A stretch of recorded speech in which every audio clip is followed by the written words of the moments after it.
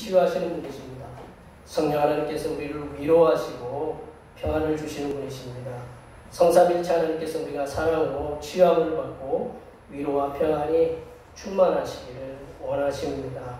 이 시간 예배를 통하여 성삼일체 하나님께서 베푸시는 사랑과 치유하심과 위로와 평안을 통해서 오늘 우리들이 가지고 나온 몸의 질병 그리고 마음의 질병의 치료함을 받으시고 우리가 가지고 나온 모든 문제들이 해결함을 받는 놀라운 은혜의 역사를 체험하시기를 간절히 축원합니다. 2020년 6월 28일 성령 강림절 후 네 번째 주일 6.25 기념주일 주일한 예배를 다 같이 드리시겠습니다. 기도하시겠습니다.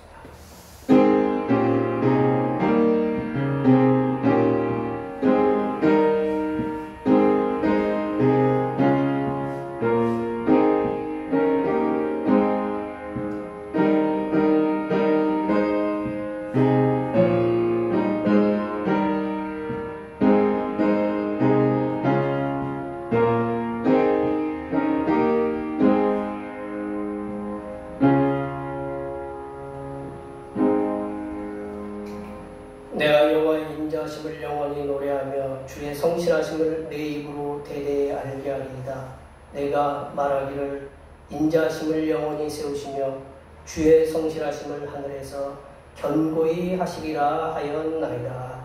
아멘.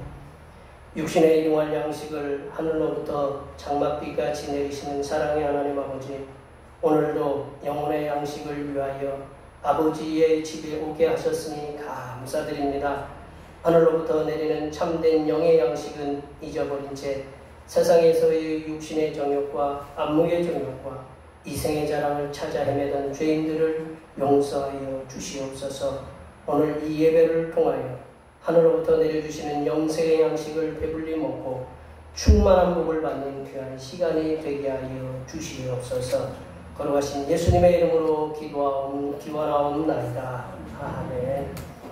다 같이 일어나셔서 지난 한 주간 동안 우리들이 하나님께 모르게 지었던 모든 죄를 한 주에 맞춰서 침묵으로 고백하는 고백의 기도를 드리시겠습니다. 다 같이 기도하시겠습니다.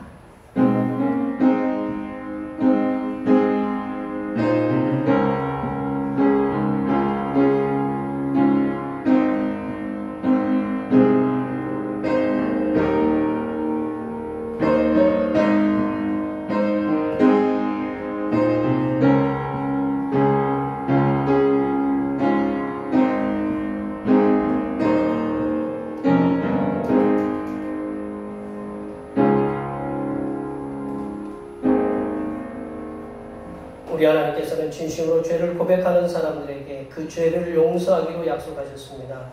만일 우리가 우리 죄를 자백하면 그는 미쁘시고 의로우사 우리 죄를 사하시며 우리를 모든 불의에서 깨끗하게 하실 것이요 이 말씀에 의하여 우리의 죄가 용서받았음을 확신합니다. 아멘. 찬송 고개 들어 주를 맞아 찬양하시겠습니다.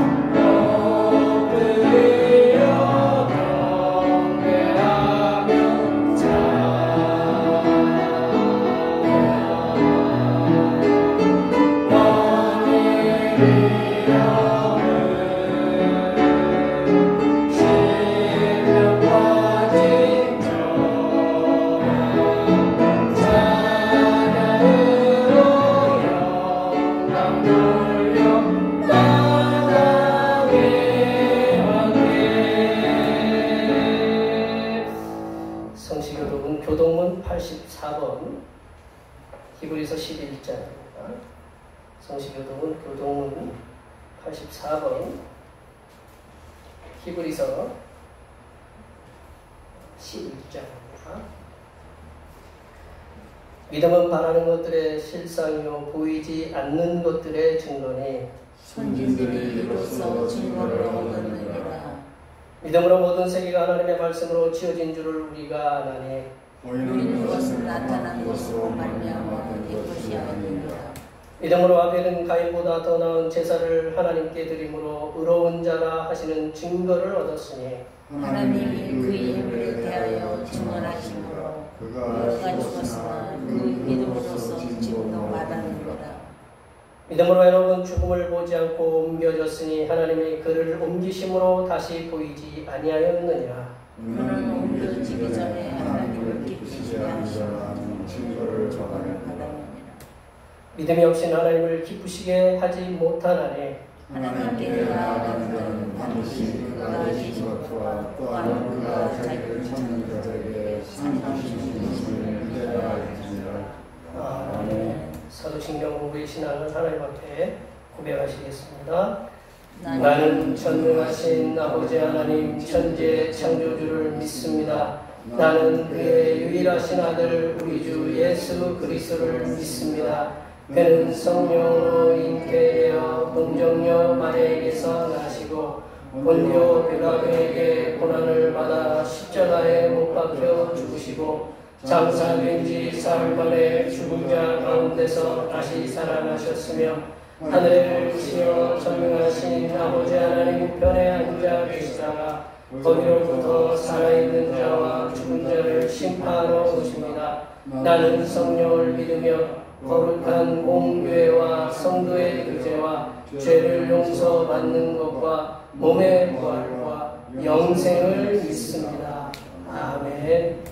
앉으셔서 찬송 90장 하시겠습니다. 찬송 90장.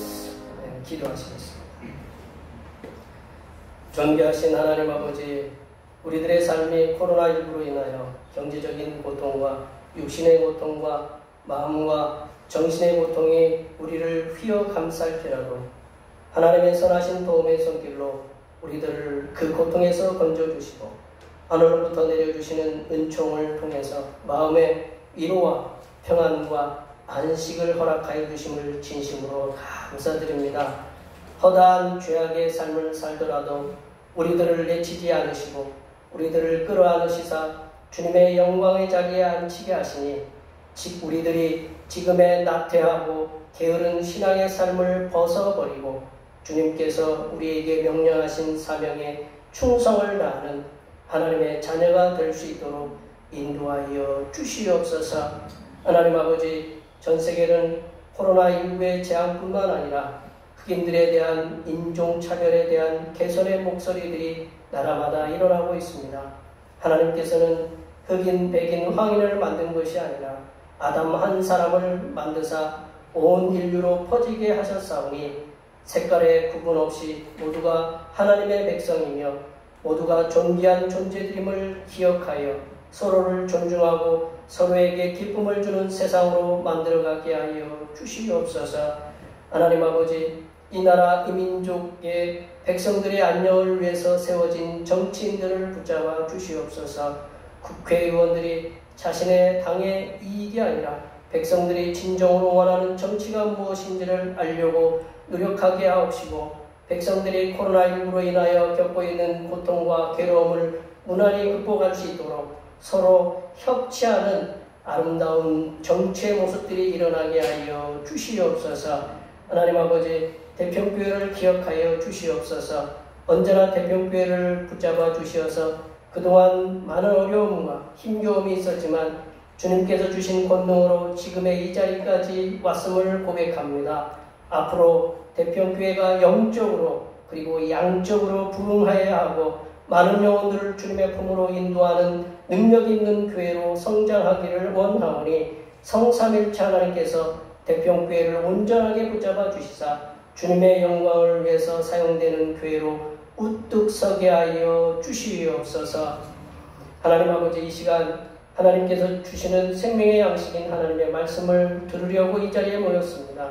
이 말씀을 들을 때에 우리가 지금 마음에 가지고 나왔던 근심과 걱정과 염려는 떠나가게 하시고 주님께서 베풀어 주시는 평안과 기쁨과 안식이 우리 심령에 충만하게 넘치게 하여 주시옵소서. 섬기게 이 땅에 오신 우리 주 그리스도 예수님의 이름으로 기도하오며 이제는 주님께서 가르쳐 주신 기도로 기도하오니, 하늘에 계신 우리 아버지, 아버지의 이름을 거룩하게 하시며 아버지의 나라가 오게 하시며 아버지의 뜻이 하늘에서와 같이 땅에서도 이루어지게 하소서.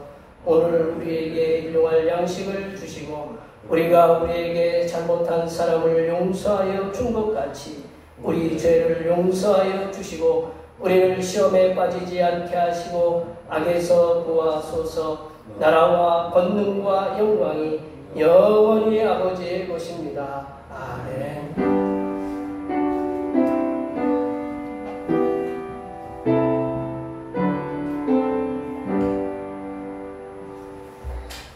오늘 성령 강림절 네 번째 주일에 주신 하나님의 말씀은 구약성경 예레미야서입니다.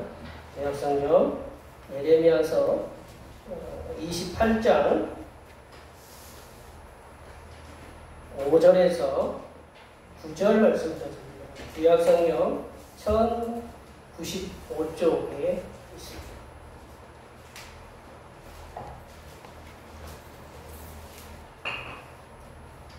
성령 강림절 후 네 번째 주일 6.25 기념주일 민족 화해주일에 주시는 하나님의 말씀은 구약성경 예레미야서 28장 5절에서 9절 말씀입니다. 구약성경 1095쪽에 있습니다.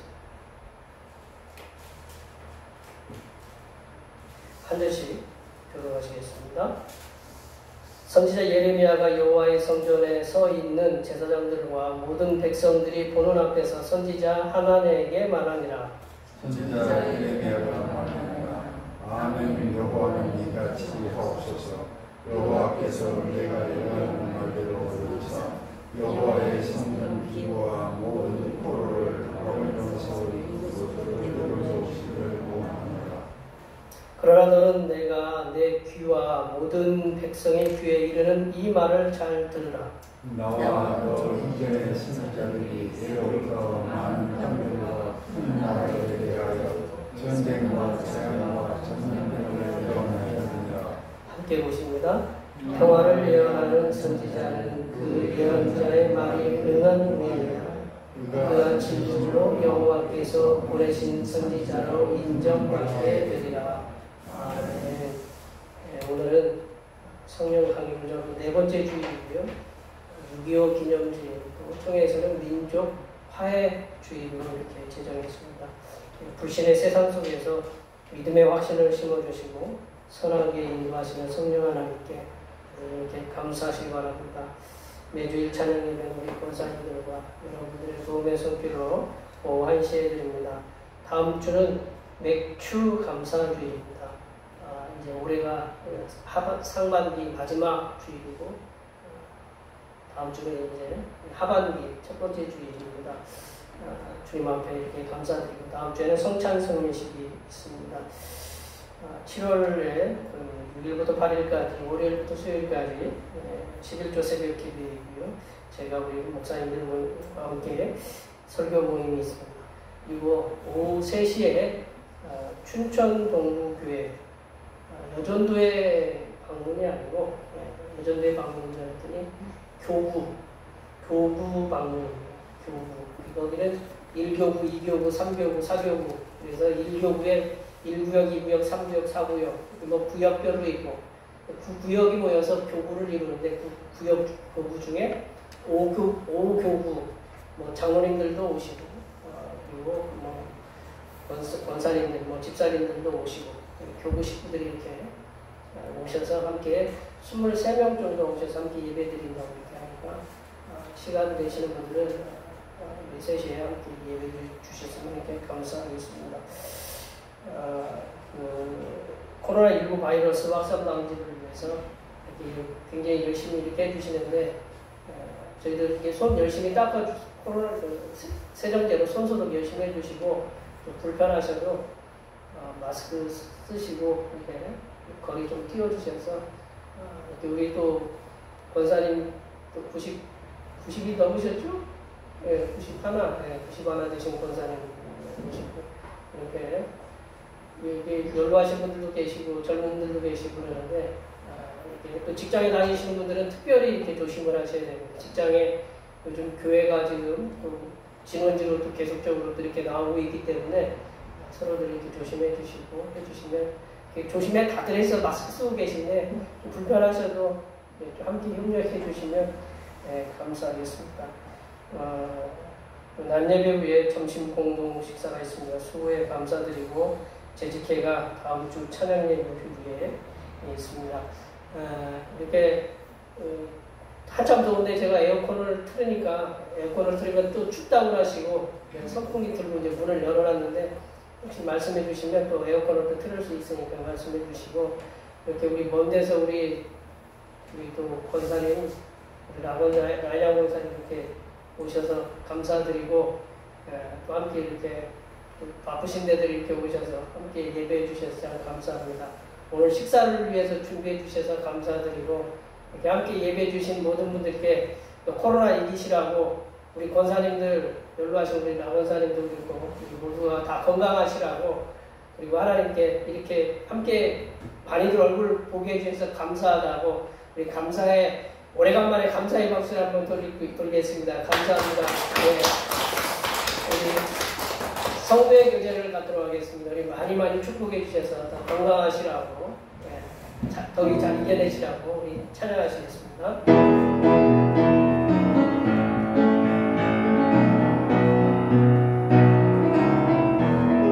축복합니다.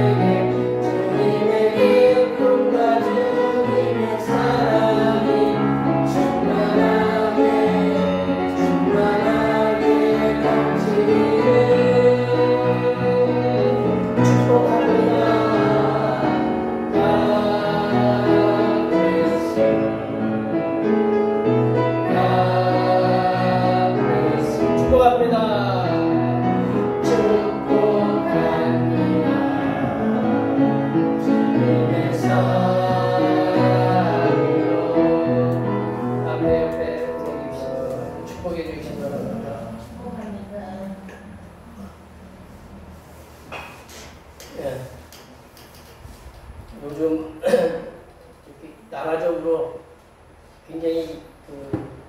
이슈라고 할까요? 이슈가 되고 있는 분들이 계신데 그 중에 한 분이 존 볼턴이라는 분입니다. 존 볼턴이라는 분이 계신데 내려보세요.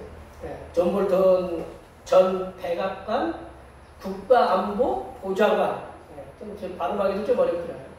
존 볼턴 전 백악관 국가안보보좌관. 이분이 최근 출간한 책이 있는데 저 영어로 써있더래요. The Room Where It Happened.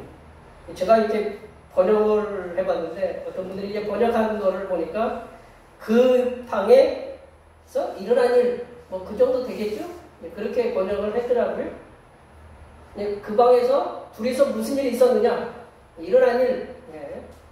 그리고 그래서 인터뷰들을 또 이렇게 열심히 했어요. 이 존 볼턴이라는 분이.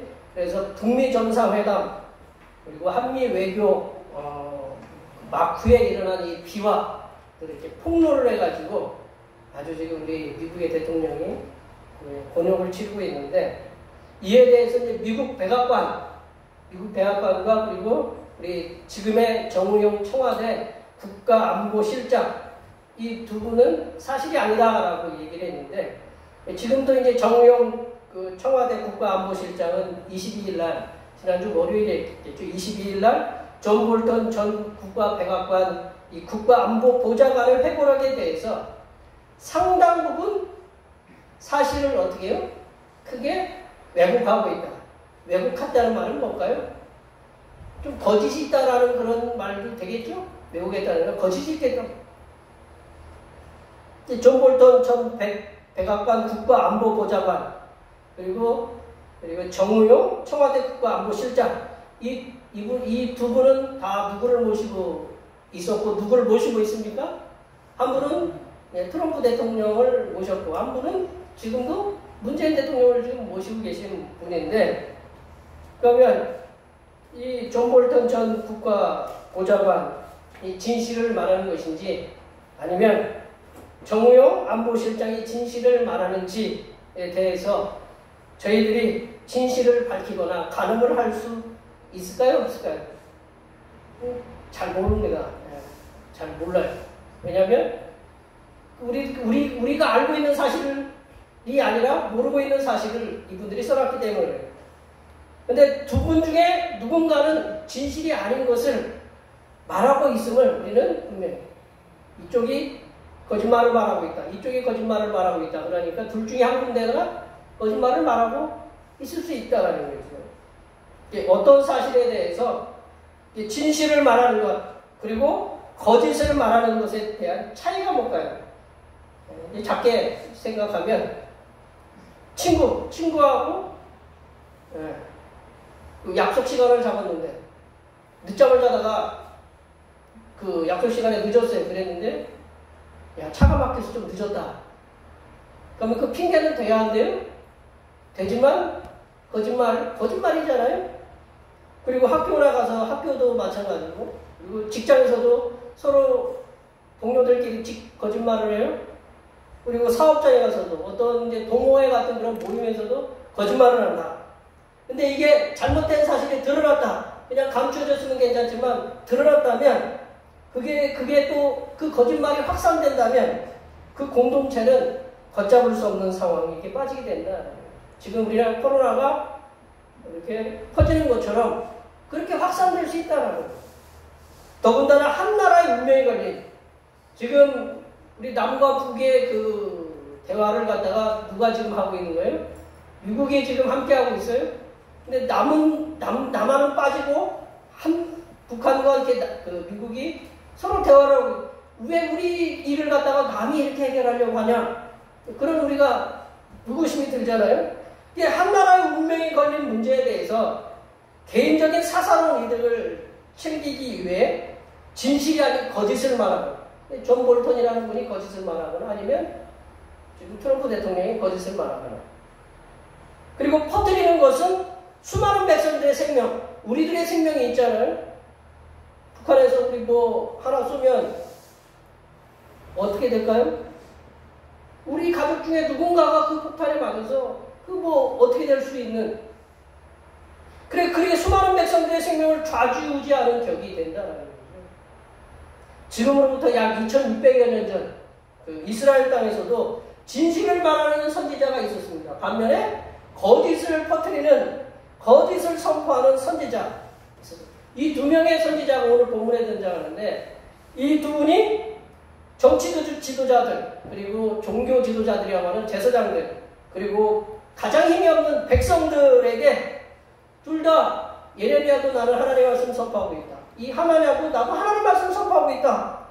라고 말하고 있다라는 거죠. 이게 진실을 선포하는 이게 선지자, 진실을 전하는 선지자는 우리가 잘 알고 있는 눈물의 선지자 예레미야입니다. 그리고 거짓을 선포하고 백성들과 그 정치, 종교 지도자들을 선점해서, 먼저 점령해서 선동해가지고 그들의 마음을 움직여서 거짓에 따르게 하려고 하는 그 선지자가 하나냐다. 거짓 선지자가 하나냐다라는 거죠. 오늘 본문에서는 이 두 분 다, 예레미야나 하나냐나 이 두 분 다 뭐라고 표현하냐면 선지자라고 표현한다라는 거예요. 선지자. 나비라고 하죠. 나비. 이 선지자가 나비인데 선지자 표현하는데 앞에 붙는 게 있어요. 진실한 선지자, 거짓 선지자 이렇게 붙는다라는 거예요. 근데 오늘 본문에 보시면 이 하나냐와 이 예레미야가 누가 정말로 진실을 말하고 있는지, 누가 거짓을 말하고 있는지 알기가 좀 어렵다라는 거죠. 우리가 5절 말씀을 한번 읽어볼까요? 5절 말씀을 다 같이 읽어보겠습니다. 선지자 예레미야가 여호와의 성전에 서 있는 제사장들과 모든 백성들이 보는 앞에서 선지자 하나냐에게 말합니다. 거기 보면 선지자 예레미야가 말하고 있어요. 그런데 선지자도 하나냐에게 말한다. 이게 선지자 둘 다 선지자다라는 거죠. 이게 5절 말씀 한 구절로 보아서는 누가 진실을 말하고 누가 거짓을 선포하고 있는가, 그거를 구분하기가 어렵다라는 거죠. 그런데 오늘 이제 말씀 전으로 우리가 이제 5절부터 9절을 읽었지만 우리가 27장부터 29장까지 이렇게 쭉 전으로 읽어보면 누가 진짜로 이렇게 진실을 선포하고 있는지 우리가 알 수가 있습니다. 오늘 이제 저희들이 읽진 않았지만 16절과 17절의 말씀이 이루어졌는데 그 이루어진 말씀 하나만 보더라도 하나냐가 죽었거든요. 거짓 선지 하나냐가 죽었는데 그 하나만 보더라도 이 예레미야는 진실을 선포하고 그리고 반대로 하나냐는 거짓을 선포하고 있다라는 것을 알 수 있다라는 거죠. 오늘 본문 말씀을 통해서 오늘 제목이 그렇잖아요. 진정한 평화를 전하는 선지자. 진정한 평화를 전하려면 거기에 뭐가 있어야 되냐면 거짓이 있으면 안 된다. 진실이 있어야 된다. 오늘 본문 말씀을 통해서 예레미야가 왜 진정한 평화를 선포하는 선지자인지를 우리가 한번 말씀을 통해서 함께 나눠보도록 하겠습니다. 첫 번째로 예레미야가 왜 진정한 평화를 선포하는 선지자인가? 거기 보시면 예레미야는 여호와 하나님으로부터 말씀을 받아서 그 말씀을 그대로 전하는 선지자였다라는 거예요.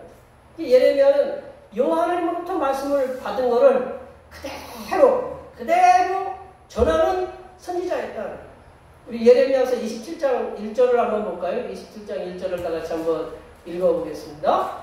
유다의 왕 요시야의 아들 여호야김이 다스리기 시작한 때에 여호와께서 말씀으로 예레미야에게 임하시니라. 이 말씀으로, 여호와의 말씀으로 예레미야에게 임했다라는 거죠. 말씀이 여호와로부터 임해가지고 그 임한 말씀을 전하는 사람이 누구냐? 선지자다, 예언자다라는 거죠. 예레미야는 하나님의 말씀을 받아서 그대로 전한 선지자였습니다. 예레미야는 여호와 하나님께서 말씀을 주시지 않으면 말씀을 전하지 않았다라는 거죠. 예레미야는 하나님께서 말씀을 주시지 않으면 침묵하는 선지자였다. 예레미야에서 여호와의 말씀이니라, 여호와의 율법이니라, 여호와의 법이니라, 여호와의 규례니라, 이거를 총 몇 번이 나오냐면 그 여호와의 말씀이다, 여호와의 말씀이니라, 여호와의 말씀이니라, 이 여호와의 규례니라, 여호와의 법이니라, 이 말씀이 총 몇 번이나 나오냐면 260번 정도가 나와요. 제가 이렇게 쉬어보니까 260번. 마스크를 써가지고 놀라시는 건지 무슨 표정이 얼굴을 읽을 수가 없으니 이건 260번이 나옵니다. 그런데 왜 260번이 많냐? 이 예레미야서가 전체 몇 장이냐면 52장입니다. 52장이면 나눠보면 한 장에 몇 번씩, 적어도 몇 장 몇 번씩은 여호와의 말씀이니라고 써졌다는 거예요. 네, 5번씩 써져 있습니다. 5번씩. 최소한 여호와의 말씀이니라 라고 한마디 하고 또 여호와의 말씀이니라 라고 그 한 장에 5번씩 써져 있다라는 거죠. 그러니까 이 예레미야는 여호와의 말씀이 아니면 전하지 않은 선지자다라는 것을 우리가 잘 알 수 있다라는 거죠. 예레미야는 하나님께서 받은 말씀에 대해서 자신의 생각을 더하지 않았다. 자신의 생각을 더하지 않았고 자신이 판단해가지고 이 말씀을 좀 빼도 되겠다라고 해서 말씀을 빼지 않았다라는 겁니다. 그리고 없는 것을 만들어서 선포하지도 않았다. 예레미야 선지자는 여호와 하나님께 주신 말씀을 그대로 1.1획도 변함없이 그대로 전했다는 거죠. 그런데 거짓 선지자 하나냐는 하나님께로 받은 말씀이라고 이렇게 했지만 이 하나냐가 등장한 게 어디서부터 등장했느냐? 오늘 본문에서 등장했다는 거죠. 그 어느 곳에서도 여호와 하나님께로부터 받았다라는 말씀이 이 하나님께서 하나냐에게 하나님 말씀을 주셨다라는 말씀이 성경에 나오지 않는다라는 거예요. 하나냐는 28장에서 갑자기 툭 하고 튀어나왔어요. 그걸 뭐라고 그래요? 갑툭튀라고 하잖아요. 갑자기 툭 하고 튀어나왔어요. 튀어나온 그 선지자이기 때문에 이 선지자가 하나님 말씀을 받았다. 그 근거가 없다. 그 받은 말씀이 뭐냐? 바벨론을 패망시키고 하나님께서 바벨론을 패망시키고 포로로 잡혀간 이스라엘 백성들을 2년대로 돌아오게 하시겠다. 오늘 본문 말씀에 앞에 보면 그 말씀이 나와요. 그 거짓 예언을 하고 있다라는 거죠. 그게 듣기에는 좋아요, 안 좋아요? 그 자기를 대적하는 쉽게 얘기하면 우리 일본을 갖다가 우리 일제시대 우리 일본을 패망시키고 그리고 곧바로 우리 식민지를 해방시키겠다. 그것도 2년 내. 그러니까 얼마나 듣기 좋아요. 그러나 그것은 아직도 먼 일인데 이 거짓을 예언하고 있다는 거죠.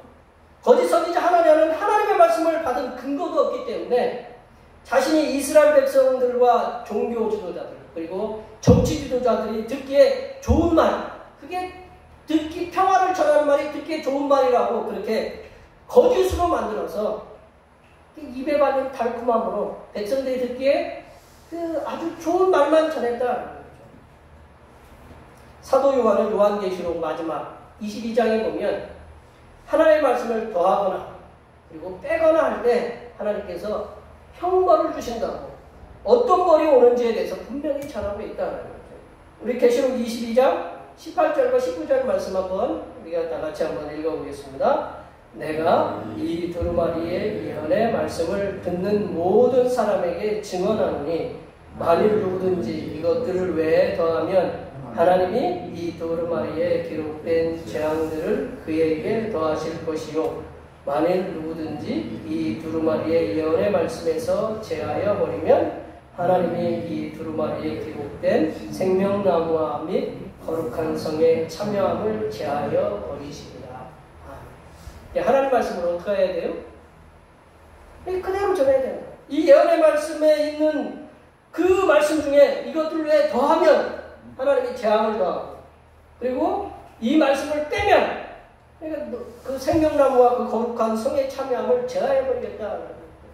말씀을 더하거나 말씀을 빼거나 가감하는 일을 하나님은 원치 않으신다라는 거죠. 성도라고 불리는 크리스찬이라고 하는 우리 기독교인들은 우리에게 주어진 성경 66권 3927 외우기 쉽잖아요. 우리 참 외우기 쉬워요. 성경 외우기 3927 더하면 몇 권이에요? 66권이에요. 3927 우리 66권의 말씀 외에 그 어떤 말씀도 더하거나 빼거나 해서 자신의 이름을 높이려는 그런 나쁜 생각을 우리가 버려야 된다는 거죠. 이 땅에 존재하는 모든 이단들, 모든 사이비들의 탄생은 거룩하시고 변함없으신 그 하나님의 말씀을 자신의 임의대로 단도질하고 그리고 전혀 근거도 없는 이상야릇한 교리를 만들어서 성도들을 유혹한다는 거죠. 우리 저희 고향에 우리 월명동이라는 데가 있어요. 누가냐면 우리 고향 선배죠. 하여튼 고향이 있으니까 정명석이라는 분이 JNS 아시죠? 그리고 저희 신천지가 또 있죠. 네. 이렇게 하나님 말씀으로 성도들을 유혹하여 진리에서 벗어나게 한 자들은 분명히 하나님께서 예배해 놓으신 형벌, 앞에서도 말씀드렸던 더하거나 빼거나 했을 때 그 받는 형벌을 분명히 면치 못하게 분명히 내리신다라는 겁니다. 그러므로 성도는 경각심을 가져야 된다는 거죠. 경각심. 성경 66권의 변함없는 진리의 말씀에다가 내가 뛰어난 어떤 영감을 받은 게 있어요. 갑자기.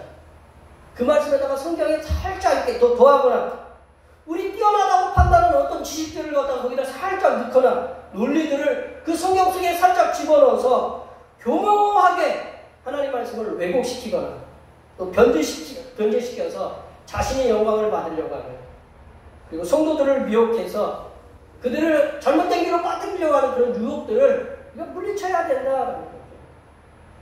성도된 우리들은, 특별히 우리가 개신교회, 개혁교회인 개신교 성도들, 날마다 개혁되어야 되고 날마다 새롭게 변화해야 되는 그런 개신교 성도들인 우리들은 성삼위일체 하나님께서 우리들에게 베푸신, 성부, 성자, 성령 하나님께서 우리들에게 베풀어 주신 그 성경 66권 외에 그 어떤 말씀도 없음을 우리가 분명히 기억해야 됩니다. 그리고 그 말씀만을 그대로 전하면서 살아가시는 하나님의 귀한 백성들이 되시기를 간절히 축원합니다. 두 번째로는 예레미야가 왜 진정한 평화를 전하는 선지자냐면 여호와 하나님 말씀을 정확하게 이해하고 나서 백성에게 전했다. 예레미야는 하나님의 말씀을 정확하게 이해하고 나서 백성에게 그 말씀을 전했다는 거죠. 우리 8절 말씀 읽어볼까요? 8절 말씀을 다 같이 읽어보겠습니다. 나와 너 이전의 선지자들이 이로부터 많은 땅들과 큰 나라들에 대하여 전쟁과 재앙과 전염병을 예언하였습니다. 보면 이 예언한 게 꼭 전쟁, 재앙, 전염병은 별로 좋지 않잖아요. 근데 이거를 왜 예언할 수밖에 없느냐? 이 말씀은 뭐냐면 예레미야와 그리고 앞선 선지자들이라고 하면 뭐 이제 우리가 문서 선지자들이라고 우리가 문서로 남긴 아모스나 호세아나 그리고 요엘 같은 이사야나 그런 선지자들은 잘못하고 있는 이스라엘 백성들을 향해서 잘못하고 있는데 오냐오냐 한 게 아니고 그들이 잘못하고 있는 그들을 향해서 이스라엘 백성들을 향해서 하나님께서 명령하신 말씀. 그렇게 하면 전쟁이 일어난다. 전염병이 있다. 재앙이 있다라고 분명히 그들에게 채찍의 말씀을 선포했다. 이 선지자들은 정확하게 하나님 말씀을 이해했어요. 하나님이 왜 이 말씀을 하시는가? 자신의 나라의 정세를 보면 알아요. 돌아가는 거 있잖아요. 그리고 신앙적인 상태를 보니까 알 수 있어요. 그리고 국제 정세, 우리나라만으로는 큰 나라가 좀 찌그러하지만 우리 북쪽에는 중국이라고 옆에는 일본이 있고 그 먼 데서 돕는다고 지금 미국이 와가지고 이 국제 정세를 우리가 무시할 수 없다라는 거죠. 이 이스라엘도 마찬가지라는 거예요. 저 북쪽에는 바벨론 신흥왕국이 있어요. 밑에는 애국이라는 나라가 있어요. 우리나라랑 똑같아요. 그러니까 이 국제 정세를 잘 읽어야 된다라는 거죠. 그래서 정확하게 판단하고 이해하여서 그걸 이해하고 나서 하나님께서 주신 말씀을 전했다. 무조건 말씀을 전한 게 아니고 우리 이 나라 상태, 신앙 상태, 정치적인 상태, 그리고 외교의 그 국제적으로 나라의 어떤 변수들을 감안해가면서 그 말씀을 우리가 전했다라는 거죠. 그러나 거짓 선지자들은 나라의 예배가 타락하고 정치가 타락하였음에도 불구하고 이 재판을 잘못해가지고 많은 그 백성들이 어려움에 처했음에도 불구하고 하나님께서 전해주시는 말씀은 귀로 막았다라는 거죠. 그리고 오로지 잘된다. 하나님께서 절대로 우리에게 어려움을 주시지 않는다. 이 성전을 하나님께서 세우셨기 때문에 우리는 절대 망하지 않는다. 라고 거짓으로 평안을 예언하면서 백성들을 호도하고 있다는 거죠.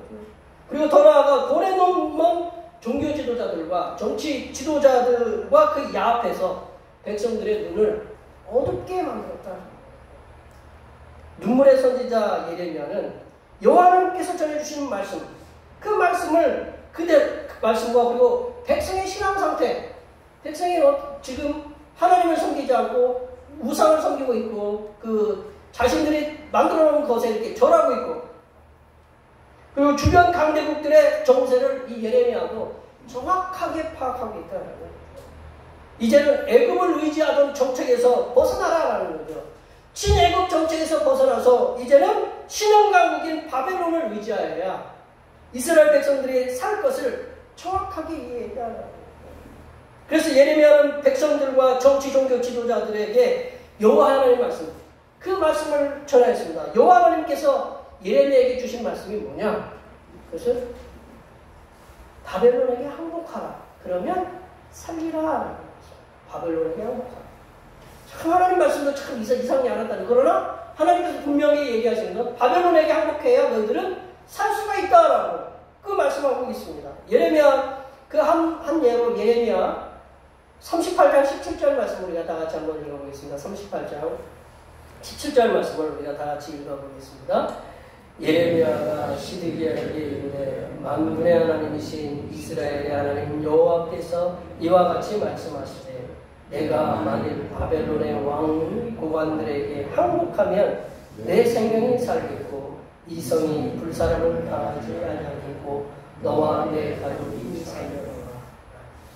이 예레미야서를 읽어보면 여러 번 예루살렘 성에 함락하는 그런 장면들을 계속 이렇게 반복해서 이렇게 나옵니다. 지금 이 말씀이 뭐냐? 여호와 하나님께서 분명히 지금 신흥 강국인 그 바벨론을 하나의 진노의 막대기로 지금 사용하고 계시는 거예요. 그 막대기로 사용하시는데 그 막대기에 그걸 보면서 거기에 항복하면 너만 살 뿐만 아니라 너 이스라엘 백성 그리고 성전도 무너지지 않을 것이다 라고 분명하게 그렇게 얘기하고 있다. 그러나 그들은 누구를 의지했어요? 계속적으로 애굽을 의지했다. 여호와 하나님께서 우리에게 주신 그 말씀은 사람들의 눈치를 보면서 말씀을 전하라고 하지 않으셨다. 하나님 말씀을 주셨는데 이 사람 눈치 봐야 되고 저 사람 눈치 봐야 되고 그 말씀을 그렇게 주시지 않으셨다라는 거죠. 문제는 여호와 하나님께서 우리에게 주시는 말씀을 정확하게 이해했느냐라는 거죠.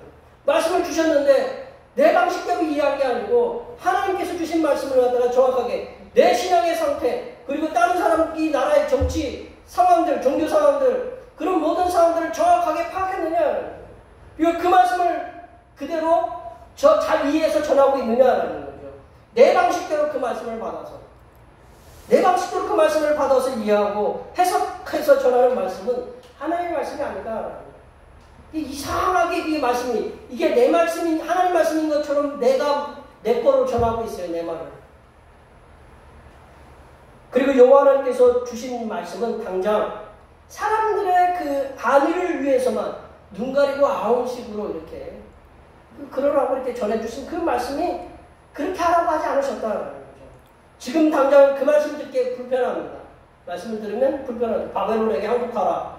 왕에게 가서 바벨론에게 항복해야 삽니다라고 얘기하면 뭐라고 얘기하겠어요? 저 반역자, 죽일 놈이라고 얘기하겠죠. 그리고 마음에 막 분노가 일어나요. 안 일어나겠어요? 그래도 우리는 그 말씀을 전해야 된다. 왜냐하면 그 말씀은 시간이 지나고 나면 진실이 밝혀지기 때문이다.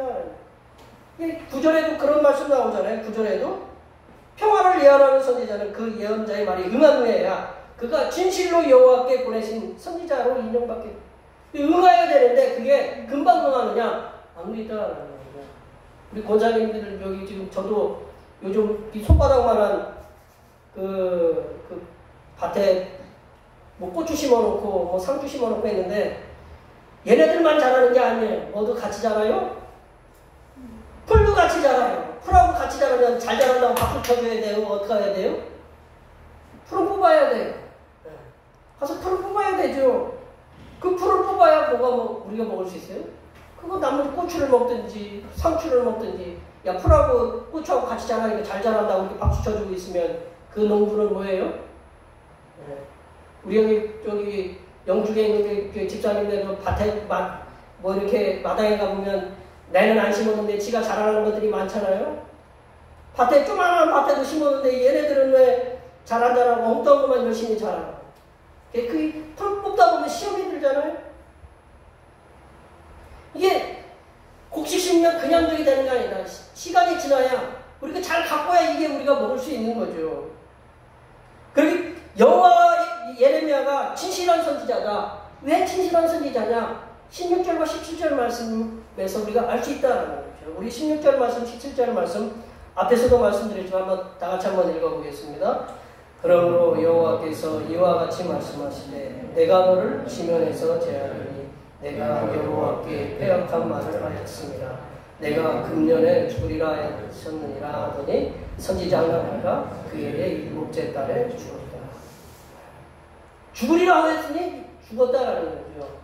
이 선지자 예레미야를 대적하니까 어떻게 해요? 하나님이 하나냐를 치셨다라는 거죠. 거짓 선지자를 이렇게 하나님이 치신다라는 거죠. 분명하게 드러난다. 당장은 드러나지 않아도 시간이 지나면 드러난다라는 거죠. 예레미야도 백성들이 듣기에, 이스라엘 백성들이 듣기에 좋은 말만 전했으면 야, 너희들 잘 된다. 하나님이 너희들 회복시켜준다. 포로로 다 끌려간 거 빨리 돌아오게 하신다. 그런 말만 전했으면, 그런 말씀을 전한 일로 이 백성들로부터 죽음의 위협을 받지 않았을 것입니다. 이 예레미야는 그 하나님 말씀 전했다고 어디에 갇혔냐면 땅속에 뭐를 팠냐면 굴을 팠어요. 웅덩이를 파가지고 거기에 뭐를 해놨냐면 진흙을 해놨어요. 진흙을 갖다가 이만큼 사람이 진흙을 갖다가 우리 무릎만큼 오는데 놨어요. 거기에 가둬놓고 사람이 들어갈 수 없는 여러 미터, 한 10m나 그런 데다가 홀로 깜깜한 데다 놨어요. 생각해보세요. 진흙이지 앉을 수 있을까요? 앉지도 못하고 서지도 못하고 볼일도 보지 못하고 배고프고 그런 죽음의 위험을 받았던 선지자가 예레미야다라는 거죠. 그리고 거짓 선지자 하나님과 같은 자로부터 치욕적인 일은 당하지 않을 거다. 좋은 말 전하면 대우받는데 나쁜 말 전해서 그런 그 죽음의 위협받고 진흙탕에 들어가고 감옥에 갇히고 그런 일을 누가 하겠어요? 그러나 예레미야는 여호와의 말씀을 정확하게 이해했기 때문에 수많은 백성들과 그리고 종교 지도자들 앞에서 여호와 하나님의 말씀을 바르게 전할 수 있었다. 성도된 우리들은 우리들에게 주신 성경 66권의 하나님의 말씀을 정확하게 이해하고 전하려고 애써야 된다. 모르면 그냥 우리가 전하지 않으면 돼. 모르는데 전하면 도리어 화가 임할 수 있어요. 하나님의 말씀을 정확하게 이해하려면 우리가 어떻게 해야 되느냐? 성경의 저자인 성삼일체 하나님께 기도해야 된다라는 거죠. 우리가 저 앞에 우리 교회 나가시면 바로 벽에 있잖아요. 하나님이 세상을 이처럼 사랑하사 독생자를 주셨으니 이런 글을 믿는 자마다 어떻게 해요?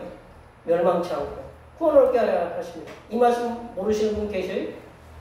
우리가 이 말씀 하나라도 우리가 많은 사람들에게 하나님이 우리를 사랑하시고 우리를 구원하신다.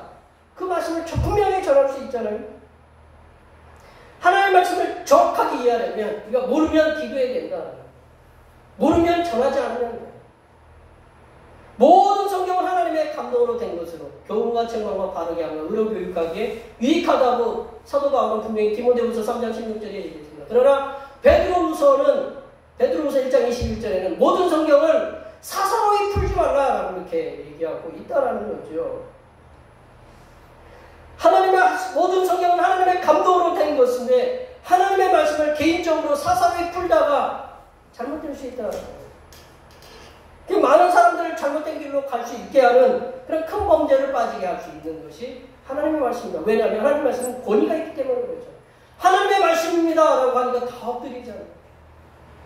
그러므로 성도는 말씀을 읽거나 들을 때 성삼일체 하나님께서 바르게 주시는 말씀을 바르게 깨닫고 그 말씀을 바르게 전하게 해달라고 우리가 늘 기도하시기 바랍니다. 이소부화의 양치기 소년이죠? 양치기 소년. 이 양치기 소년이 심심하니까 어떻게 했어요?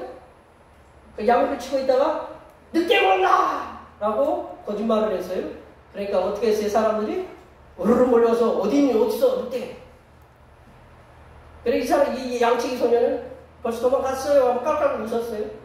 두 번째도 또 늑대가 왔습니다. 라고 하니까 사람들이 두 번째는 우르르 막대기 들고 왔어요. 얘는 굉장히 재밌어요. 재미가 쏠쏠하게 재미가 붙었어요. 근데 세 번째 진실한 정보를 전했어요. 늑대가 옵니다! 라고 하니까 늑대가 막 여러 마리가 달려들어요. 양들을 잡아먹고 있어요. 늑대 봅니다 라고 진실한 정보를 알려주니까 사람들이 어떻게 했어요? 귀뚱으로도 듣지 않았다라는 거죠. 그래서 양들을 많이 피해를 봤죠. 성삼일체 하나님께서 우리에게 성삼일체 하나님께서 수십 명의 저자를 통해서 이 성경 66권이 단순하게 한 사람에 의해서 성령 성삼일체 하나님께서 쓰신 거지만 이것은 수많은 사람들의 손에 의해서 수십 명의 그 저자에 의해서 이 성경이 쓰여졌다라는 거죠. 그리고 수천 년 동안, 어떤 분은 1600년 동안 이렇게 쓰여졌다고 하는데 역사를 보면 우리가 굉장히 길잖아요. 수천 년 동안 기록한 이 진리의 말씀을 우리에게 주셨다라는 거죠. 이 말씀을 개인적인 이득을 위해서 사사로이 전할 것이 아니라 1.1획도 우리 점 하나, 1.1이라는 것은 이오타라고 이렇게 헬라어에 이오타라고 그 점 하나도 더하거나 빼거나 하지 말아요. 왜냐하면 악어하고 달라요? 똑같아요? 그래. 악어하고 오키하고 은희하고는 이름이 분명히 틀려요. 오키하 부르는데 은희가 대답하면 잘못된 거죠. 틀리면 악어가 틀리다라는 거예요. 그냥 더하거나 빼거나 하지 말고 우리가 말씀을 바르게 이해해야 된다는 거죠. 그래서 살아계신 하나님의 말씀을 전하도록 우리가 애써야 된다. 우리의 발의 등과 주의 말씀은 내 발의 등이요 내 길의 빛이라고 말씀하셨잖아요. 우리 발의 등과 우리 길의 빛이 되시는 생명의 말씀을 주님을 알지 못하는 영혼들에게 전하여서 많은 사람들이 구원으로 돌아오게 돼요. 별과 같이 빛나시는 그런 영광을 받으시는 하나님의 귀한 백성들이 되시기를 간절히 축원합니다. 기도하시겠습니다.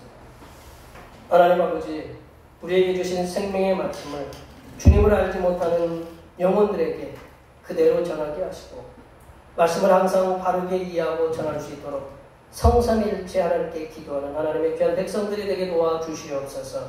거룩하신 예수님의 이름으로 기도하옵나이다. 아멘. 오늘 우리에게 주신 하나님의 말씀을 생각하시면서 찬송 582장 하시겠습니다. 찬송하시면서 준비하신 예물 하나님 드리시겠습니다.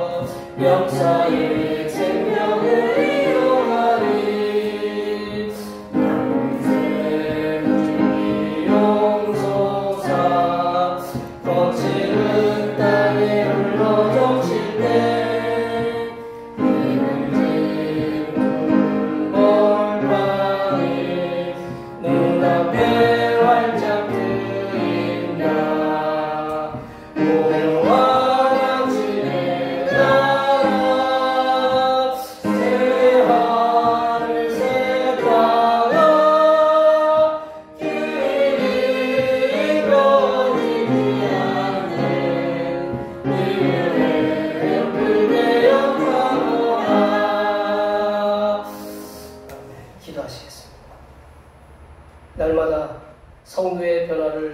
기뻐하시는 사랑이 풍성하신 하나님 아버지, 이 몸과 마음이 변화되어 하나님이 기뻐 받으시는 예물이 되기를 소원합니다. 이러한 마음을 가지고 주님 앞에 나오면서 준비한 예물을 드리오니 기쁘게 흠량하여 주시옵소서. 하나님 아버지, 우리의 삶을 보면 더 나아지지 않은 것 같지만 그래도 지금까지 주님께서 붙잡아 주셨기에 우리의 일터에서 일할 수 있었음을 고백합니다. 주님께서 허락하신 일터에서 수고하여 땀을 흘려 얻은 소득의 열의 하나를 드립니다. 우리의 앞으로의 삶이 더 풍성해지는 은혜가 있게 하여 주시고 이제는 11조만이 아니라 10의 2조, 10의 3조를 드려도 부족함이 없는 복이 바치는 손길들마다 충만하게 임하게 하여 주시옵소서. 하나님 아버지, 범사에 감사하는 마음으로 감사의 예물을 드립니다. 우리를 평안하게 인도하여 주신 은혜에 감사하여 감사의 예물을 드립니다. 여러 가지 감사의 제목을 담아 드린 예물을 기쁘게 받아 주시사 사람이 예측할 수 없는 감사가 넘치게 하옵시고 뜻하지 않은 은혜가 임하여 기쁨이 만배나 10만 배나 되게 임하게 하여 주시옵소서. 하나님 아버지, 한 달을 감사하며 월정금을 드립니다. 한 달 동안 주님의 사랑하심으로 은혜와 평강이 넘치게 하여 주시옵소서. 하나님 아버지, 주님의 몸된 교회를 위하여 헌신하고 봉사하는 손길들의 수고를 기억하여 주시사 하늘로부터 내려주신 은혜가 충만하게 임하도록 도와주시옵소서. 차량 봉사, 주방 봉사를 헌금위원으로, 재정위원으로, 안내위원으로, 교회 청소로 그 외에 보이지 않는 곳에서 남모르게 주님만을 위하여 섬기는 손길들을 위해 하나님께서 보여주시는 새로운 비전들을 볼 수 있도록 도와주시고 그들이 바라고 소원하는 모든 기대의 제목들이 모두 다 응답받는 역사가 일어나게 하여 주시옵소서. 하나님 아버지, 현재 원하는 장차올 영광과 좋게 비교할 수 없음을 기억하고 주님께서 맡겨주신 사명에 더 충성되이 봉사하며 살아가게 하여 주시옵소서. 거룩하신 예수님의 이름으로 기도하옵나이다. 아멘.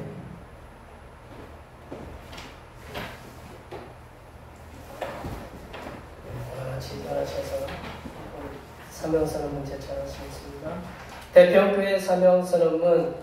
대평교회 사명은 하나님께서 우리와 함께 하시는 절대 믿음과 우리 가족을 사랑으로 구원하여 주심과 교회를 부흥시켜 주심을 비전 삼아 지역과 나라와 세계의 소금과 빛의 사명을 감당하는 것입니다. 믿음으로 하나님을 기쁘시게. 아멘. 말씀으로 예찬을 하시겠습니다. 말씀으로 세상을 새롭게 하소서. 결단의 찬송, 나를 지으신 이가 한 번만 부르겠습니다.